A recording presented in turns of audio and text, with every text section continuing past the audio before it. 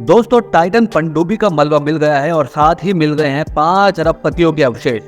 Titanic को देखने जाने वाले 5 अरबपति जिनकी पनडुब्बी का नाम टाइटन था, उसकी गुत्थी और उलझती जा रही है। दोस्तों अब ऐसा माना जा रहा है कि वो पनडुब्बी जो है उसके अंदर इतनी गर्मी पैदा हो गई थी जितनी सूरज के अंदर वो गर्मी होती है और उसकी वजह से फट गई थी। वो लोग जिनको इस बात का एहसास हुआ कि कुछ होने वाला है, पनडुब्बी डूबने वाली है, कितनी मिली सेकेंड से वो लेट हो गए। जी हाँ दोस्तों, उनका नर्वस ब्रेकडाउन हो गया था जिसकी वजह से वो कुछ रिएक्ट नहीं कर पाए। पूरी रिपोर्ट आपको देंगे इस वीडियो में। पूरी जानकारी के लिए वीडियो अंत तक जरूर देखिएगा। इस वीडियो में हम आपको बताएंगे कैसे पानी में दबाव बनता है और कैसे किसी भी व्यक्ति किसी भी चीज के ऊपर इतना प्रेशर पड़ता है और कितना प्रेशर पड़ता है जिसकी वजह से उसकी ऐसी हालत हो जाती है जिसका कोई जवाब नहीं। अगर आपको बता देंगे कि वो किस हालत में मिले, उनकी लाशें या उनकी बॉडी पार्ट्स या फिर वो पनडुब्बी किस हालत में मिलेगी, तो आप दंग हो जाएंगे जान के। इतनी गहराई में टाइटैनिक जहां पे डूबा हुआ है, वहां पे अटलांटिक महासागर में इतना प्रेशर है कि वो 5 अरबपति और पनडुब्बी की हालत हो गई जो सतह पर रहने वाले कभी नहीं सोच सकते। दोस्तों आप एक बात समझिए कि जब भी सबमरीन पानी के अंदर जाती है तो सरकार के अनुसार या फिर नेवी सील्स के अनुसार या नेवी के कुछ रूल्स एंड रेगुलेशन होते हैं जिनके अनुसार इंजीनियरिंग के माध्यम से उसकी 2 लिमिटेशन तय होती है।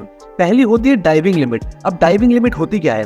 हर पनडुब्बी की एक डाइविंग लिमिट होती है, जिसका मतलब ये है कि वो कितनी गहराई तक डाइव मार सकती है। जैसे 200 मीटर समुद्र में अगर कोई डुबकी मारेगा तो उसके सर के ऊपर जितना भी पानी है, जितना भी वो टन्स ऑफ लीटर्स पानी है, वो कितना दबाव पैदा करेगा। और अगर किसी व्यक्ति की या फिर किसी मशीन या किसी भी चीज की कुछ लिमिट होती है, अगर वो उस लिमिट को क्रॉस करेगा तो वो फट जाएगा या फिर उसके चीथड़े उड़ जाएंगे या फिर उसके लंग्स फट जाएंगे। ये लिमिट ये तय करती है कितनी गहराई पे क्या असर होगा, कितनी गहराई पे क्या असर होगा। समुद्र के जितने भी जीव है, चाहे वो व्हेल मछली हो, शार्क हो, डॉल्फिन हो, कोई भी, चाहे छोटा सा मेंढक ही क्यों ना हो या टर्टल ही क्यों ना हो, जब भी वो समुद्र के अंदर होते तो उनकी एक डाइविंग लिमिट होती है। हर एक की बॉडी की डाइविंग लिमिट होती है। और आपको ये भी बता दें कि समुद्र की जो लेयर होती हैं उसके अंदर भी भिन्न भिन्न प्रकार की लेयर होती है और हर समुद्री जीव अपनी लेयर के अंदर ही तैरता है। जैसे कि ब्लू व्हेल जो होती है वो गहराई में तैरती है और जो छोटे जीव होते हैं वो सतह पर तैरते हैं। हर जीव अपनी अपनी लेयर में मेंटेन करता है। और अब ये समझिए कि अगर कोई व्यक्ति जो कि ऊपर सतह पे यानी कि सबसे ऊपर वाली लेयर पे तैरता है और वो अचानक से समुद्र की गहराई में जाए तो उसके लंग्स फट जाएंगे, उसकी गिल्स फट जाएंगे। जैसे मछलियों के तो लंग्स नहीं होते, उनकी गिल्स होते हैं, लेकिन कई सारे एम्फीबियंस होते हैं, वो जीव जो कि पानी और सतह दोनों पे रह सकते हैं, उन्हें एम्फीबियन कहते हैं। उनके अंदर गिल्स भी होते हैं और लंग्स भी होते हैं, तो उनके लंग्स फट सकते हैं या उनकी बॉडी फट सकती है या उनका नर्वस ब्रेकडाउन हो सकता है या फिर उनका जो ब्लड का बहाव है, हर समुद्री जीव के अंदर ब्लड नहीं होता, किसी के अंदर फ्लूइड भरा होता है, तो उनकी फ्लूइड या फिर ब्लड प्रेशर जो है वो इतनी तेज गति से भागेगा कि उनका दिमाग काम करना बंद कर देगा और हार्ट अटैक आ जाएगा। तो ये कई तरह की ये प्रोसेस होते हैं जिसे डाइविंग लिमिट के अंदर तय किया जाता है या फिर ये देखा जाता है, टेस्ट किया जाता है। और जो सबसे नीचे गहराई में जो लेयर है समुद्र की, उसे मिडनाइट जोन कहते हैं, जहाँ पे सूरज की रोशनी तक नहीं पहुंच सकती। वहां पे जो जीव जंतु रहते हैं वो तो अभी तक इंसानों को मालूम भी नहीं कि कौन से जीव हैं और कैसे हैं वो। और उस गहराई में जो भी जीव रहते हैं वो या तो ब्लाइंड होंगे या फिर उनके पास खुद की रोशनी होगी। और ऊपर रहने वाले जो जीव हैं, अगर वो नीचे चले जाएं या फिर नीचे रहने वाले ऊपर चले जाएं तो उनकी बॉडी के अंदर कुछ चेंजेस आते हैं, इसकी वजह से उनकी जान जा सकती है। तो वैसे ही दोस्तों डाइविंग लिमिट जो होती है वो पनडुब्बियों की भी होती है, जो कि नेवी के अध्ययन के जरिए या फिर साइंटिफिक रिसर्च के दौरान ये तय की जाती है कि ये पनडुब्बी किसी धातु से बनी है, इस मटेरियल से बनी है और इसकी लिमिट इतनी है, इसकी स्ट्रेंथ इतनी है, इसलिए वो इतनी गहराई में जा सकती है।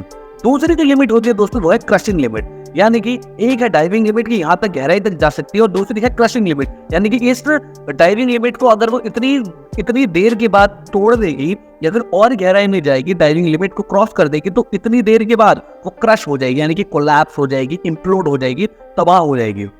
तो दोस्तों टाइटन की जो क्रशिंग लिमिट थी वो थी 4000 मीटर की। और जबकि उसके 4000 मीटर की थी, लेकिन उसने जिन लोगों को वो अपने ट्रिप पे लेके गए थे उनको झूठ बोला था कि उसकी लिमिट ज्यादा है, जिसकी वजह से उन्होंने एक तो लोगों को धोखा दिया और सरकार की आंखों में भी धूल झोंकी। उसके बाद आपको बता दें कि 33 बार डाइव करने वाले जेम्स कैमरॉन जो है वो बार बार 33 बार डाइव करने वाले जेम्स कैमरॉन बार बार कह रहे हैं, जिन्होंने टाइटैनिक के नज़ारे को 33 बार देखा है और वो सही सलामत वापस आ गए। उन्होंने हर बार कहा, हर बार निंदा की ओशन गेट की और टाइटैनिक सबमरीन की कि आपने बहुत ही बेकार सबमरीन बनाई है, आपने झूठ बोला है और इनके खिलाफ सख्त से सख्त कानूनी कार्रवाई होनी चाहिए। उन्होंने ये भी कह दिया कि कार्बन फाइबर का जो आपने इस्तेमाल किया उसके अंदर पावर ही नहीं होती, और ये टाइटन बनाने वाली कंपनी ओशन गेट को भी कहीं ना कहीं मालूम होगा कि उनकी सबमरीन में वो पावर नहीं है, यानी कि वो ताकत नहीं है जो कि इतनी गहराई में प्रेशर को झेल पाए। और या तो वो अपना प्रॉफिट कमाने के लिए सस्ता मटेरियल लगा रहे थे, या फिर वो कुछ कंजूसी कर रहे थे, या फिर धोखा दे रहे थे, पता नहीं उनके मन में क्या था। क्योंकि जो नेवी की सबमरीन होती है वो हार्ड स्टील और टाइटेनियम की बनी होती है जो इतना प्रेशर झेल सकते हैं। क्योंकि जो हमारी नेवी की सबमरीन होती है जो इतने बॉम्ब और मिसाइल को लेकर समुद्र की गहराई में चल रही होती है, ऑब्वियसली उनमें बहुत स्ट्रेंथ होती है। अगर वो ऐसे नकली धातु या फिर किसी हल्के कार्बन से बनाएंगे तो वो तो फट जाएगी। वो हमें क्या प्रोटेक्ट कर पाएगी, किसी देश की रक्षा कैसे कर पाएगी जो खुद की रक्षा नहीं कर पा रही।